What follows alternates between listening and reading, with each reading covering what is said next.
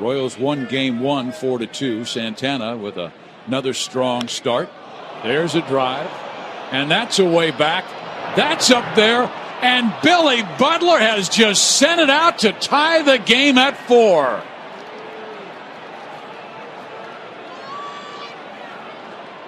It was just a matter of time before we saw a Billy Bomb with barbecue Welcome sauce to on. M&M Sports Believe Podcast that. number 82. That Today, is we delicious, and they'll got a take it. variety for sure. We got a little Spice it baseball, Royals talk. We're going to incorporate a little NFL in there, and Brian has something to add as well. Yeah, Eric, I know we got a little ways before it hits, but again, it won't be long. We're going to just briefly touch on a little Nebraska Cornhusker football, and you know what? We're going to talk just a little bit on the volleyball program as well. I like it. We'll start with the Royals. Royals fans that have been, down this road before, Brian, as far as it's lost season. Things haven't gone as expected based on bad baseball and a heck of a lot of injuries. I mean, man, we're losing a guy every day. Yeah, it seems like they're dropping like flies. Today it was Chris Bubich. It looks like he might be done for the year. Cole Reagans has gone down that same path. Then you factor in Vinny Pasquantino on the offensive side of things. Michael Garcia as well.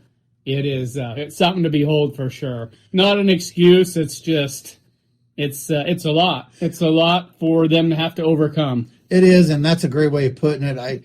I like that you're saying it's not an excuse, but it is an excuse because the Royals aren't, as a small market team, they don't have the depth that a bigger club has. So yeah, you don't ever want to maybe use that as an excuse, but in reality, we don't have the money to have the depth that other teams do. So really, when we have, you just mentioned 4 people who are very important to the success of our season, and when they've been on again, off again, hurt, shut down, everything else, I mean, it's tough to rebound from that. Right. So what does one do when they're a lifelong fan of a team? They do their best to try and focus on the positive side of things and the future. Yeah. And when you look at the future right now, 3 guys I want to discuss. Bobby Witt Jr., we all know about him. He's having an all-star caliber season right now. He's garnished the most first-place votes as far as shortstops go, and rightly so. He is the leader in WAR, and anybody that doesn't know what that consists of, it's wins above replacement, and it combines everything, hitting, base running, fielding, and pitching. It's kind of it's an advanced stat that estimates the total worth of a player. Sure. I mean, the Major League Baseball has really gone into the metrics of this. Right. And, if you haven't been following baseball for the last 10 or 15 years, you probably have no idea what that is. And some of us still struggle to figure out how these things are figured out. But it really does it's the true tell you the worth of a player. Yeah, true estimate of a player when you combine everything. Yep. And he's first in baseball as far as WAR goes right now to go along with 294 average, 20 doubles, 3 triples, 12 home runs. And here's where he's improved on that stat we discussed, 28 stolen bases. He's only been caught stealing 4 times. Yeah, that's a big improvement. It is. We know he's got that potential to steal bases because his numbers have always been good, but he's always struggled with that getting thrown out, getting picked off metric of it. So it's good to see that improving. So yes, obviously he's a big part of the core. We all know that. But moving beyond the obvious, we have Jac Caglione and Carter Jensen. Yep. These 2 guys have really caught fire this year. Yeah. And they look like they could be a big part of the future for sure. Yeah, I was just going to say they're the future, and not that Bobby Witt isn't because he's still young, but they're the future of the ball club right now. Yeah, Bobby Witt Jr. just turned 26 a few weeks ago, so still relatively young. Plenty of time to help the Royals get back on track for sure. And then, like I said, Jac Caglione, 23 years old, first-round pick, 6th pick overall in 2024 out of Florida. And he right now is hitting .261 with 14 doubles, 2 triples, 14 home runs. really coming on strong and showing off that power. Yeah, the month of June especially. I have some figures here for the month of June. All he's doing right now is batting .322 in June with 9 home runs and 19 RBIs. That's a pretty solid month. Yeah, that's player of the month worthy for sure. Oh, for He'd sure. be in the conversation. Yeah, absolutely. Yep. And then Carter Jensen, right now he's looking like the long-term answer at catcher. Yeah, heir to the throne. Obviously, we're going to need one with Salvador Perez, not getting any younger, but a great guy to learn from, even with his numbers decreasing this year, with age. You couldn't ask for a better tutor, so to speak. No, Salvy's been the face of the ball club for a long time, and age catches up to everybody. Indeed. Carter Jensen's 22 years old. He'll actually be 23 on July 3rd, so not going to be 22 for much longer. He was a third-round selection, 78th overall pick in 2021 out of Park Hill High School in KC, so a local kid as well. How can you not root for that? Right. Last year, in 60 at-bats, he hit right at 300, so, just a small sample size, but passed the test there for sure. This year, he's hitting .251 with 17 doubles, 12 home runs, 46 RBIs, and he's currently on a 20-game hitting streak going into tonight's game versus Tampa Bay. That's unbelievable. I know I saw a stat the other day, and I don't want to be quoted on it, but for people his age and younger, this is one of the longest hitting streaks in a long time in baseball. It's pretty damn impressive. I mean, it gives the fans a reason to go out and watch. Absolutely. It gives fans a reason to tune in for sure. Absolutely. To watch these guys and hope that they can build around these three guys we just talked about, along with, I would say, Michael Garcia. Yeah. They just signed him to that extension this year. So you build around those four guys, trade your tradable commodities, and hope that you capitalize on those trades. Yeah, we're kind of used as Royals fans to bad things happening to us, but we have a lot to look forward to with this core group of ball players, and like you said, Eric, if we can trade a couple pieces here, get a couple more young guys back into our system. I believe our minor league system is trending upwards, and if you can put enough youth into that system, and these guys start hitting. I mean, we know Caglione struggled last year coming to the majors. Well, it looks like he's figured something out. He's hitting with a lot more power, a lot more confidence. Carter Jensen, I mean, this kid is the real deal. He has that potential. We all know what Witt Jr. can do. A healthy Garcia makes a huge difference for us, and a healthy Pasquantino. Yeah, having him out of the lineup definitely is a knock to us offensively. Yeah, makes things that much more challenging. It does, for sure. Yeah, and our pitching staff has been decimated from the get-go. That it has. So right now, I mean, it looks like they're far away from contending again based on circumstances, sure. But I don't know. I think things will become a little more clear once we get through the season, see who they can get traded, what they can get in return, and kind of go from there. Yeah, a lot of this has been out of our control with the injuries, obviously. Those are things you can't plan for, you can't control, you can't keep from happening.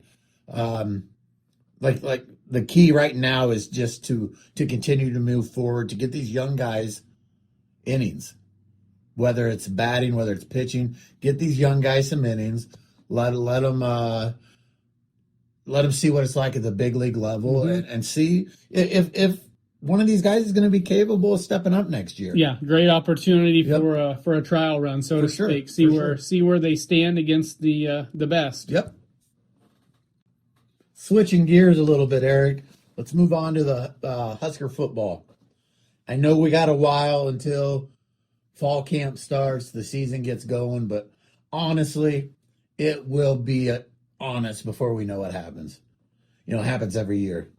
I just want to touch on a few things that currently going on. Announced yesterday, I believe, that running back Mekhi Nelson got arrested in Florida. This hurts due to the fact that we're talking about an unproven, thin position right now. Right. We lost Emmett Johnson, who did everything for us last year. So with this happening, I don't know what's going to happen here. I'm sure Coach Rule will make the proper decision when the time comes, but you don't want to make a hasty decision. You want to kind of let things play out, but sure. But it doesn't sound great for him. What it does do is it kind of opens the door for true freshman Jamal Rule. I've heard a lot of really good things about the kid. I don't want to say it's a break for him, but this might be that little bit of daylight that he needed to maybe. I expect big things from this kid, Eric. I really do. Yeah, expectations will be high for him. Yeah. Yep. Other news, Trey Taylor. This kid, he has been tearing up 7-on-7 competitions this summer. I've watched a few highlights of him. A year ago, last fall, all the hype of this kid at quarterback, I wasn't buying it. We've seen that hype, right? We've seen it. Yes. Over and over and over. But I've seen videos of him recently, and this kid can throw it on a line, and he can drop a dime over the. He's kind of got all those intangibles. Okay. And I've seen him do some scrambling. He's mobile. I don't want to anoint him as the next great quarterback in Nebraska history, but I am a little bit more enthused about him coming here now. Sure. The kid transferred to Millard South, so he's going to play his senior season in Omaha. He's going to be in Lincoln all the dang time at ball games. My question for you, Eric, is the NCAA last week ruled on this 5-for-5 ruling, where they're allowing kids now to play 5 years of athletics, essentially getting rid of the red shirt, injuries, whatever. It doesn't matter now. You have 5 years when the clock starts to play your 5 years.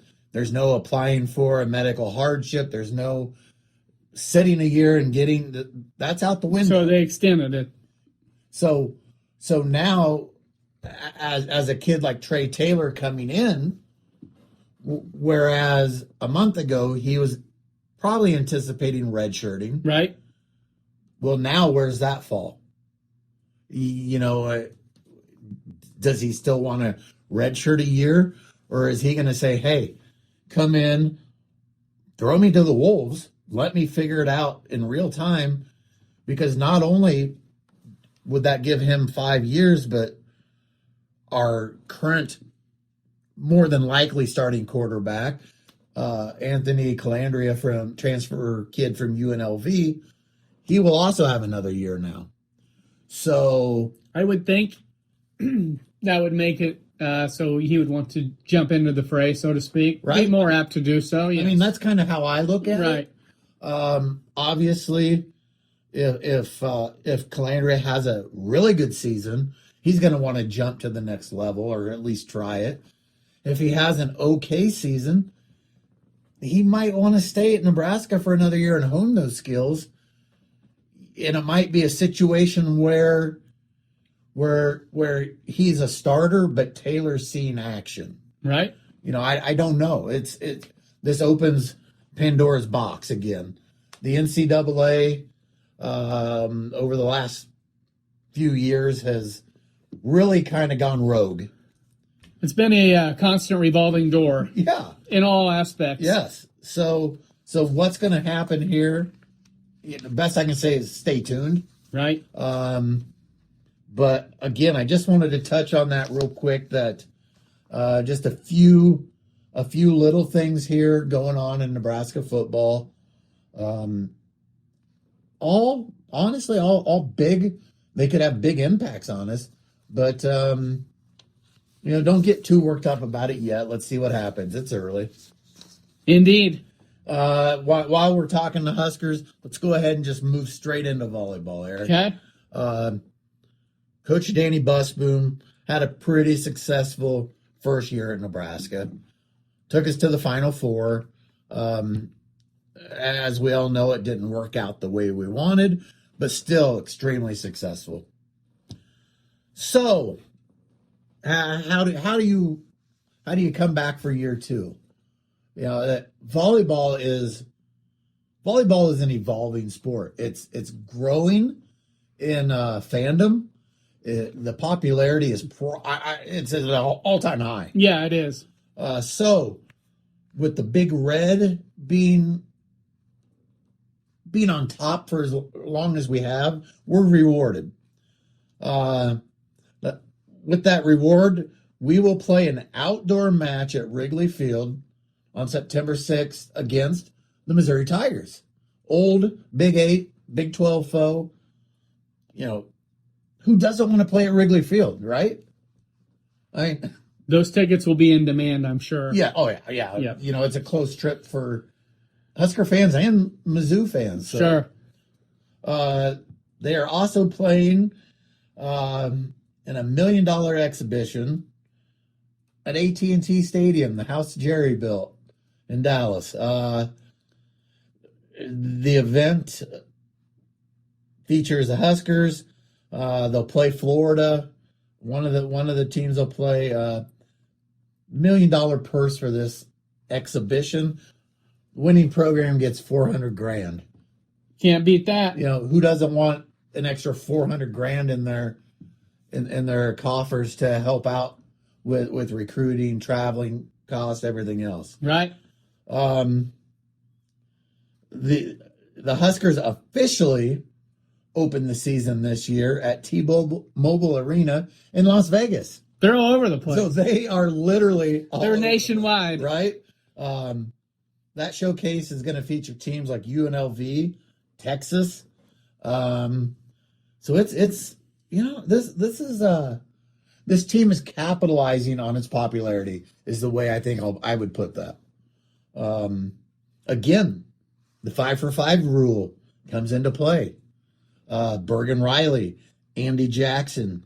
These are players that Harper Murray. These are players that before you would have just considered, well, their careers are winding up. They're probably going to go to the professional ranks. But as we know with NIL, sometimes the money is better in college than it is professionally. So they're going to have some tough decisions to make on, do they stay a fifth year? Does Coach Busboom Kelly want them for a fifth year? And what do these players behind them do? Because as we know, the volleyball team, we're getting the recruits.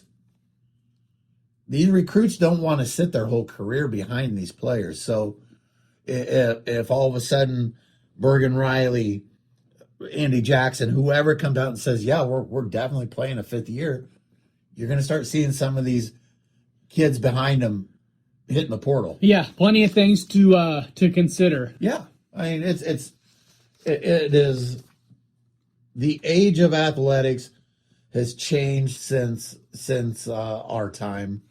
I'm not going to say it's for the better. I'm not going to say it's for the worse, but it's different. I don't always love it, but these kids have the right, just like anybody else, to make money. And who am I to tell them they can't? That's where I'm going to leave it. But yeah, volleyball, football, it's going to be rolling around sooner than we think. And a month from now, we're going to really be diving into this. You bet. All right, Brian, here we are on July 1st, and yep, we're gonna jump into the NFL. It's never too early. Absolutely. It's never too early. We're going to try to preview, a couple of divisions each week, we'll say, leading up to the season. I figured we'd start with the AFC and NFC East today. Okay. Buffalo Bills. Joe Brady, new coach, 36 years old, former offensive coordinator. They're also moving into a new stadium this year. Yep. So a couple of changes going into the season. High expectations for the Bills, of course. Las Vegas has their win total set at 10.5. Okay. The additions, they brought in edge rusher TJ Parker.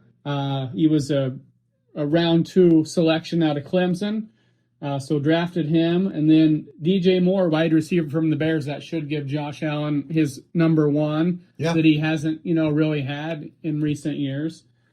They brought in edge rusher Bradley Chubb as well, and safeties Geno Stone and CJ Gardner-Johnson. So some pretty good additions there for a team that already had some pretty good talent. Yeah, they've been on that cusp, for years now. Mm-hmm. Will this be enough to see them take the next step? We're going to find out. Right. And what the AFC East is facing this year, we know the division consists of the Bills, New England. Those would be your 2 front runners. Sure. And then the Jets and Miami. But outside the division, what are they going to face? This division as a whole, they're going to face opponents from the NFC North and the AFC West. Okay. And those divisions are loaded. Tough divisions. As I run through the schedule here, they are at Houston. These are the games out of conference, of course. At Houston, they host the Lions. They host the Chargers. They're at the Rams. They host Baltimore. They host the Chiefs, at Green Bay, and at Denver. So you're looking at Minnesota. So at Rams, at Vikings, at Packers, and at Denver. Those are 4 pretty tough road games right there. A challenging slate for sure, and a pretty challenging overall slate as far as their out-of-conference schedule. There. Absolutely. Or out-of-division schedule, I should say. Vegas has, like I said, their win total at 10.5. When I go through the schedule as of right now, I have them at 10-7.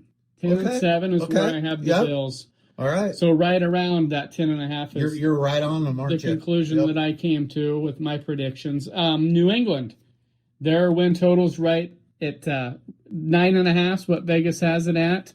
We know New England had a surprising run to the Super Bowl last year. Oh, yeah. Mike Vrabel did a great job in his first year as head coach of the Patriots.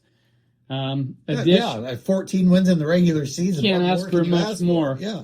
Additions, they brought in A.J. Brown from Philadelphia, proven commodity guy that's helped the Eagles win a Super Bowl. Romeo Doubs, they brought him in from a really good organization in the Green Bay Packers. So 2 receivers right there for Drake May. Yeah, big pieces. Yep. Big pieces. Those are big. Yep. And that, I'm sure, will compensate for the loss of Stephon Diggs, who's a free agent. Those 2 should make up for that loss. I think so. They brought in veteran safety Kevin Byard as well. So, 3 nice additions for the Patriots there. Schedule, they're at Seattle, Super Bowl champion, Seattle Seahawks, week 1. We talked about that. That'll be a heck of a challenge to start the year. Yeah, it'll be fun. Yep, they're at the Chicago Bears, they're at the LA Chargers, and they're at Kansas City. That's a challenging 4 games as far as road games go. And then they host the Packers. They host Denver. Oh, they're also at the Detroit Lions. Well, that's what you get when you make a Super Bowl. The schedulers usually aren't really kind to you. Easiest schedule on paper last year. Okay, that's what it was, and this year looks to be the exact opposite. Yep. I have them going 9-8 is where I'm at when I broke everything down. It's kind of remarkable that we're looking at the AFC East being won with 10 or 11 wins. Yeah. That's how competitive it's going to be. I would be surprised if either of these teams could get to that 11 win mark based on these schedules that we just talked about. Yep. For sure. I'm not going to spend a lot of time on the Jets in Miami. The Jets, were 3-14 last year. They brought in Geno Smith to be their new quarterback.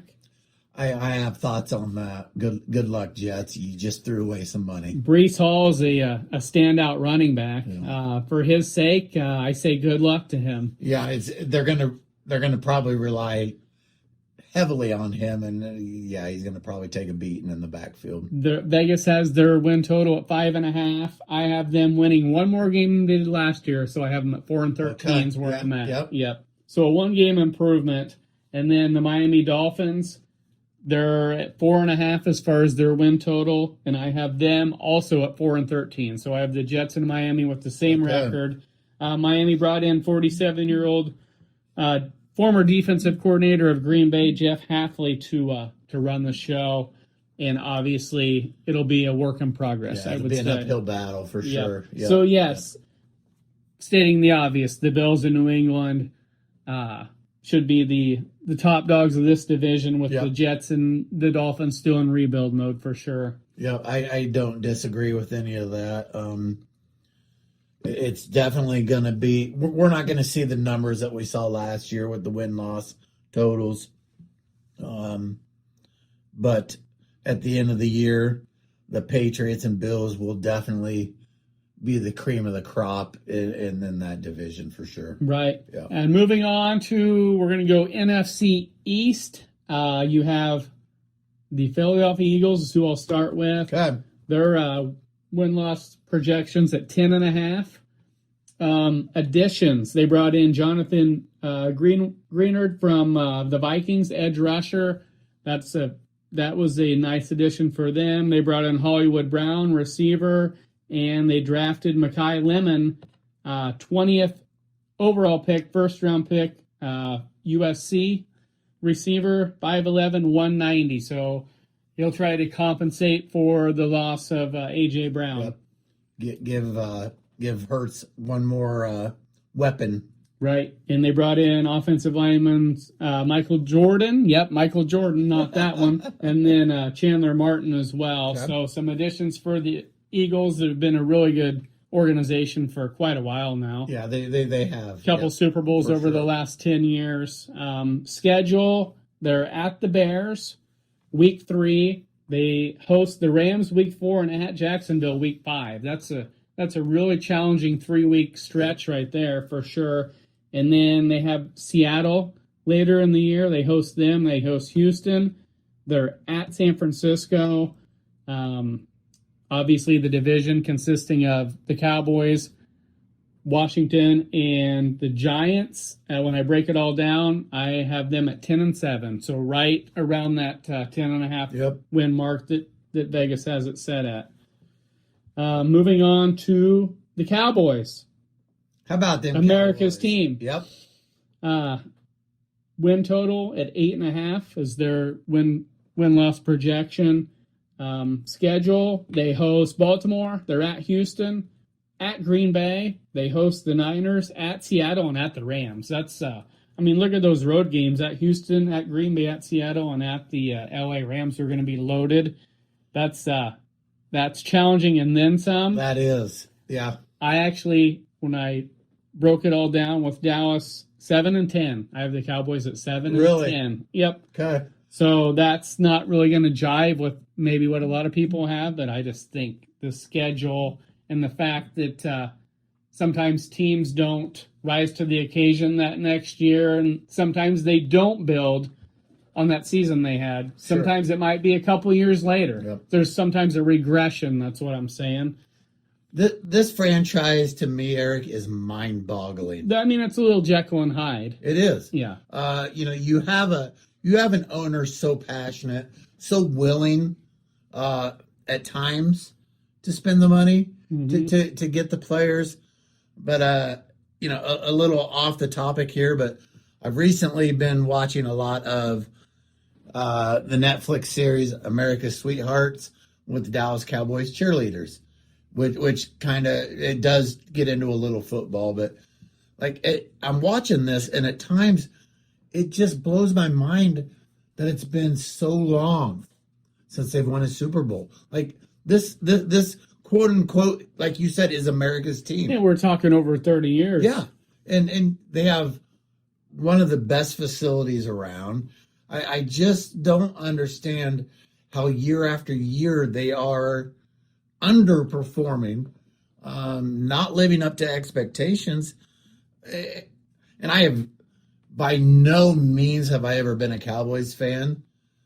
But to be honest with you, I'm kind of rooting for them a little bit because it's been so dang long. Right. I would like to see them succeed to some extent. I mean, I don't know that I say I would all of a sudden become a Cowboys fan and want to win the Super Bowl, but I think the NFL would be stronger as a whole if they're a little more successful. Sure. You know? Yeah, I mean, a lot of people, I don't know, it's just fun to root against them. Sure. But one of these days, I think they will win They've something got to, again. right? Yeah. Because I don't know, the potential's always there. The fan base loves them. Yeah, great they do. support. Yeah.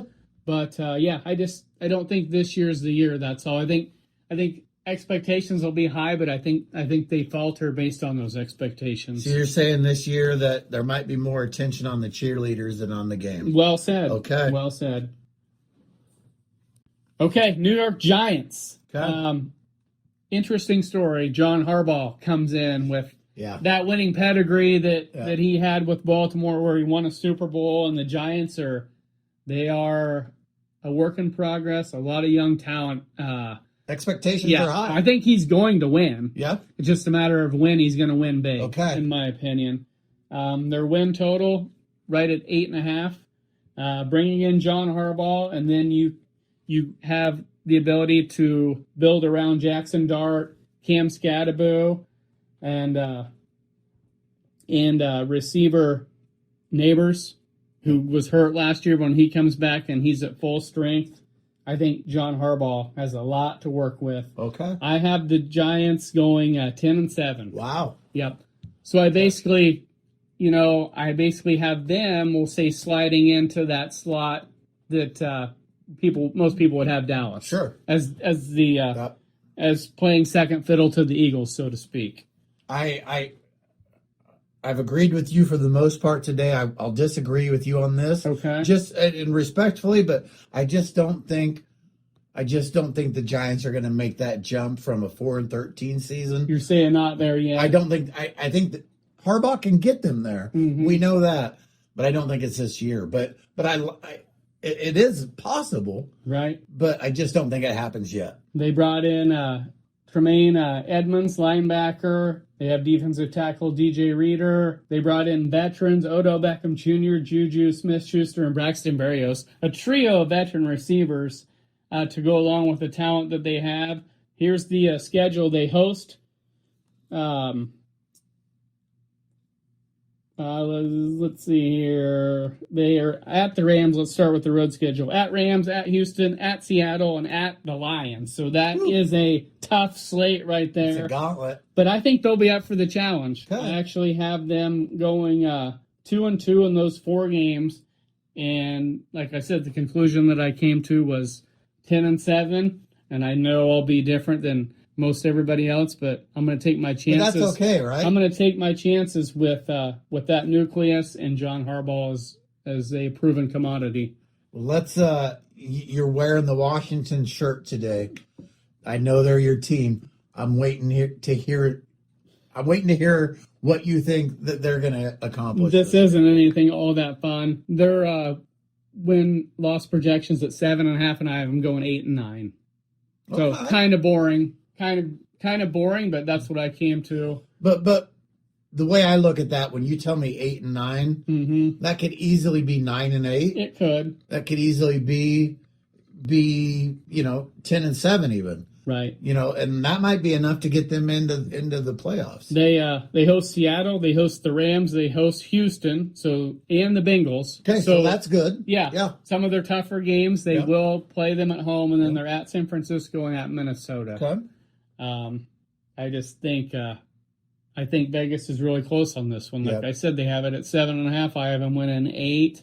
And if everything was to break right, maybe they can win 9, heck, maybe 10. Maybe they can go 10-7, but my prediction is 8-9. So running through this again, I have the Eagles and the Giants both at 10-7. All of the Eagles winning the tiebreaker, we'll say. Sure. Winning the division at 10-7.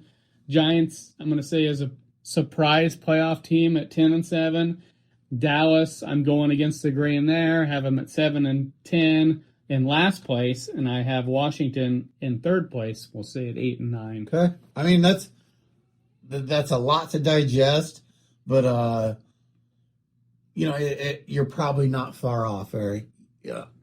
The only thing we disagree on really is going to be the Giants. It's hard to say what's going to happen. That's why we play the games.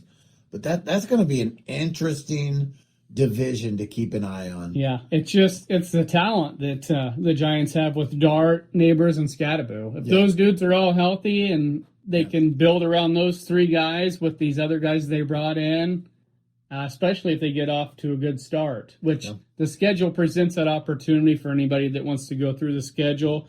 Looks like those first 4 or 5 weeks, a nice opportunity to maybe get off to possibly a 4-1 start. And then things can just go. That's from right. Yeah, yeah, you build on. That's kind of what I was basing it on. Yep. So, John Harbaugh being a winner. Like I said, I think it was a healthy separation that him and Baltimore had. I just think it was time. Yep. I think Baltimore will be better off without him, and I think John Harbaugh will be better off without them. I agree. That's just how it works sometimes. It does. In sports. Hell in life. After all those years, you just need a change of scenery sometimes. Mm-hmm. And I don't think that's bad for either party involved. Right.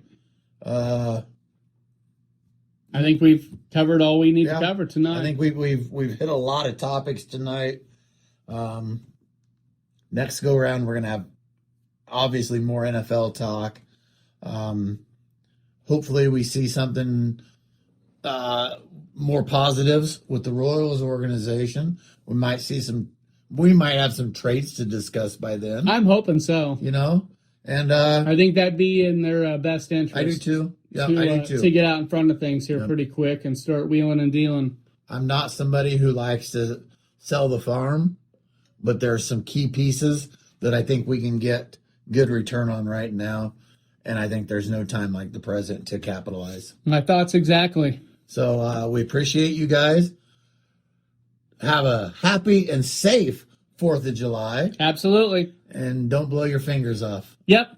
Have fun. Have a great night.